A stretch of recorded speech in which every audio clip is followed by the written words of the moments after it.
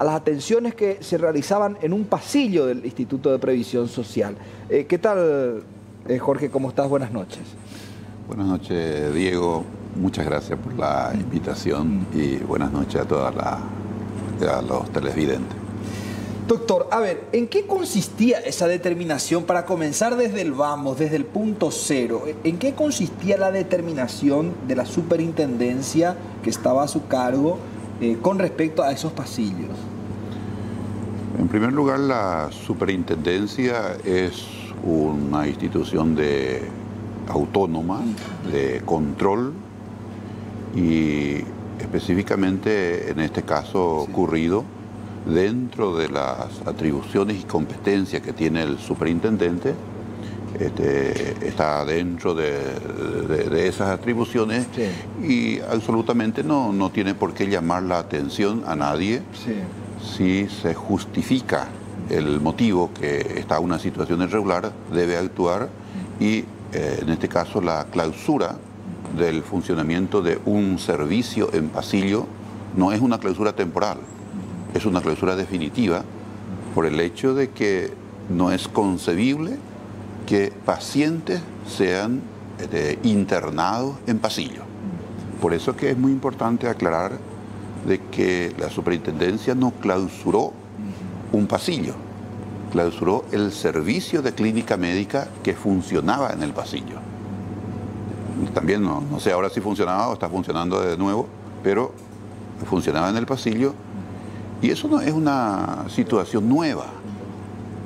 Desde que yo me incorporé como funcionario, como médico de IPS, y cada vez iba creciendo más, tímidamente en circunstancias así en contingencia se llegaba a ocupar el pasillo y con el tiempo, antes que superar esa situación, se instaló definitivamente y se convierte como un espacio de internación. Desde cualquier punto de vista irregular, absolutamente, vamos a decir, peligroso para los que asisten, para los que son atendidos en ese lugar, y alguien tenía que empezar a corregir esta situación.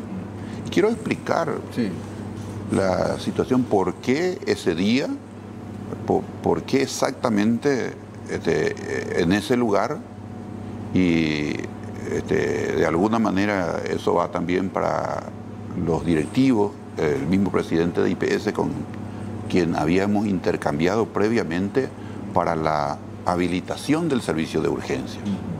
Habíamos convenido que en el plazo de 90 días ellos iban a habilitar la urgencia.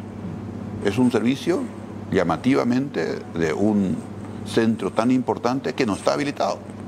Después voy a explicarlo, el alcance de la habilitación. Se dio una situación particular que en la víspera de la clausura fui notificado, porque en este momento se visibiliza la superintendencia y había sido que existía un órgano de control. Se me comunica una situación, un evento ocurrido en el pasillo, y con esa situación ocurrida tomo la decisión de ir hasta el lugar, constituirme hasta el lugar y clausurarlo. Pero previamente me fui a intentar conversar con el presidente de IPS para comunicarle que estábamos yendo al hospital para clausurar. No pude entrevistarme con él porque estaba en un compromiso oficial fuera, me atendieron sus asistentes. Bueno, me fui al hospital central, me reuní con la directora y sus colaboradores del hospital central y le expliqué el motivo y fui comprendido plenamente. Los médicos a veces manejamos cierta confidencia, porque ustedes que no lo son, no pueden entender situaciones. Y entonces le expliqué a la directora, en buenos términos nos intercambiamos y ella entendió perfectamente. Nos trasladamos hasta el lugar, se elaboró el acta que correspondía. Ellos me pidieron solamente 8 días porque la resolución de la clausura es bien específica, era para cerrar un pasillo central y una colateral, sí, bien puntual. No es como de repente está saliendo de que se clausuró la urgencia. La urgencia es un servicio grande. Doctor, ese pasillo que usted menciona está dentro del edificio de urgencia. Yo entiendo, a ver, uno ingresa al IPS y a la mano izquierda tiene el sector de urgencias. Sí, señor. Ahí dentro de esa unidad está dentro de esa unidad. Dentro de esa unidad, en el caso particular, el servicio de urgencia, en el sector donde estuvimos, es de clínica médica. Más aquello lado funciona cirugía, claro. Un poco más al otro lado está traumatología, el complejo de la urgencia. Sí, sí. Dentro del servicio de clínica médica hay otras áreas de internación, una sala de reanimación que en realidad funciona como terapia intensiva, y uno de ellos, uno de los espacios, naturalmente pasillo, fue lo que se convirtió en una verdadera sala de internación. No tiene que ser conflictivo, no tiene que entenderse de esa manera, de otra manera, porque todos sabíamos, de los médicos, los directivos, los familiares, los pacientes, todos sabían de que en IPS desde hace mucho tiempo viene funcionando los pasillos como sala de internación. Sí, porque eso es, muchos videos de familiares también llegaban a los medios de comunicación y eso se sabía eso. Se dio en una oportunidad una situación muy particular y se fue un periodista a investigar ese sector. Sí.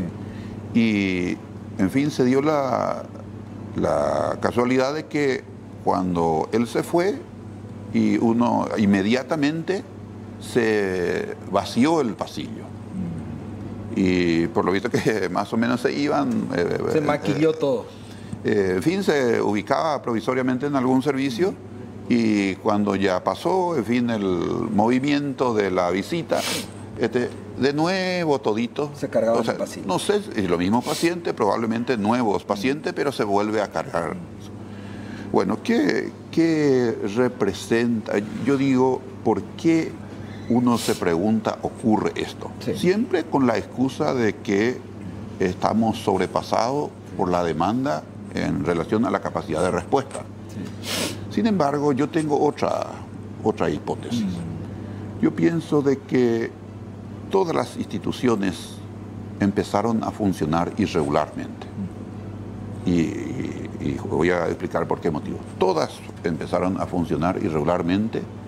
Todas crecieron desordenadamente, anárquicamente, y el resultado en este momento funcionando en una situación caótica.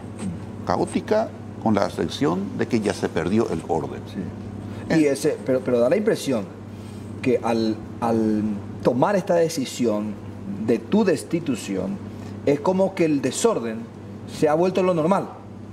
Al menos eso es lo que se percibe en el concepto. Doctor, y con relación a... mencionabas vos un evento que ocurrió que prácticamente genera el desenlace de tu determinación para sacar... De mi decisión. De tu decisión, claro, para sacar a esa gente del pasillo, para que el pasillo deje de operar como internación. ¿Se puede saber cuál fue ese evento? Si me dispensa, no quiero entrar en precisión, pero sí le voy a explicar el alcance. Sí. En este momento que está visibilizado la institución, en este momento, eso por lo menos yo creo, se da la situación de que muchos reclaman por qué no se controla. Había sido que existía un órgano de control. ¿Qué es lo que controla la superintendencia? La superintendencia debe controlar la calidad mínima del servicio de salud. Es decir, tanto en educación como en salud se tiene que conversar de calidad. No es posible eludir. ¿Y qué controla la superintendencia? La calidad mínima con la que funciona el servicio de salud. Y servicio de salud se entiende, es una suma de dimensiones. Por ejemplo, infraestructura edilicia, equipamiento de la infraestructura de edilicia, equipamiento médico, recursos humanos, insumos.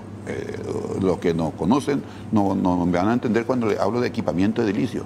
Todos los hospitales, en este caso del sector de internación, deben, por ejemplo, tener una cañería para el suministro de oxígeno.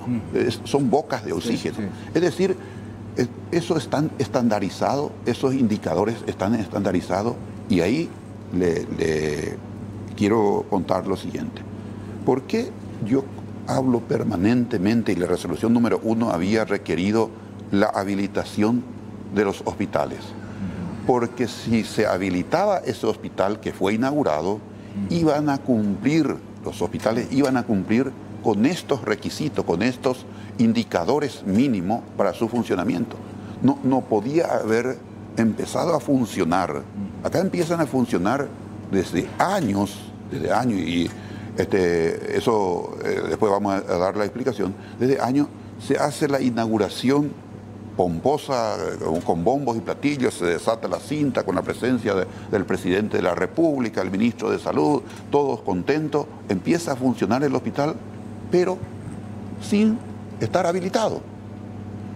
Y es muy probable que ni el propio o los propios presidentes de la República no sabían. Tal es así que cuando yo estaba en el cargo, le pedí encarecidamente al presidente de la República y al ministro de Salud que no inauguren hospitales no habilitados. Porque llegamos a esto, una situación que se inicia en condición irregular, sí. ¿Qué ocurre? Yo entiendo, de acuerdo a mi recto entender, tengo que ampliar esto, las necesidades me obligan, este sector, voy a implantar acá una sala de terapia intensiva en plena urgencia, y nadie controla. Sin embargo, si es que partía este funcionamiento con las condiciones regulares, cuando se coloca en el pasillo una internación, tiene que venir el órgano de control a suspender ese servicio, porque eso no fue habilitado para ese fin, para esa función. No es complicado el concepto que desarrollo. Claro. Es sumamente simple. Es más, en ese entusiasmo, y si hay tiempo le explico, esa fue la resolución número 1. Inmediatamente solicité a todos los hospitales para que presenten su certificado de gestión de residuos patológicos. Es todo un tema. Inmediatamente, la siguiente resolución fue requerir a todos los servicios extrahospitalarios, se llama ambulancia, tanto la habilitación de la base y de la unidad. Una unidad de ambulancia tiene que tener una habilitación. ¿Por qué motivo? Porque eso le da seguridad a ese servicio, porque los requisitos dicen de que tiene que tener registro el conductor, tiene que estar acompañado por un personal paramédico, tiene que tener una camilla de ciertas condiciones, depende de la complejidad de la unidad, tiene que tener tal tipo de camilla. Es decir, lo que yo quise hacer, y coherente inclusive con el discurso, por lo menos durante la campaña electoral del presidente de la República, pues yo lo escuché varias veces decir, vamos a institucionalizar la República, coherente al mismo, y creo que lo ubica como confianza al ministro de Salud, debe apoyar yo diría, emprendimiento del intento de regularización, del inicio de un proceso de regularización. Por eso yo venía requiriendo estos requisitos. El alcance del mismo no comprende la gente que no conoce. Claro. Yo lo tenía muy claro y a quienes le explico me dan la razón. Y entonces, en ese contexto, ya que me preguntaste, esta situación particular, dentro de mis competencias y atribuciones como superintendente, actué. No tengo por qué dar ninguna explicación, porque si es que se le ubica en un cargo a un público, a una persona, se supone que tiene el perfil y las condiciones. Si es que yo voy a rendir cuenta por unas cuestiones menores al ministro, que es el presidente del Consejo, que no existe, dicho sea de paso, Consejo Nacional de Salud, yo no me remito al ministro en su carácter de ministro de Salud, yo me remito a él en su carácter de presidente del Consejo. No tengo por qué molestarle por cuestiones pequeñas, por cuestiones rutinarias sería en este caso. Conste que para esta intervención particular yo lo notifiqué muy temprano con una nota adjuntada a la resolución y en ese contexto actué. De modo que no tengo ningún remordimiento de conciencia, ni soberbia, ni sobrepasar la autoridad. En fin, escucho los argumentos que cada vez son más débiles que cuando se explica la situación, pero, en fin, procedieron de esta manera. Quiero concluir con esto. Quise iniciar un proceso de regularización. Después de eso vamos a conversar de reforma.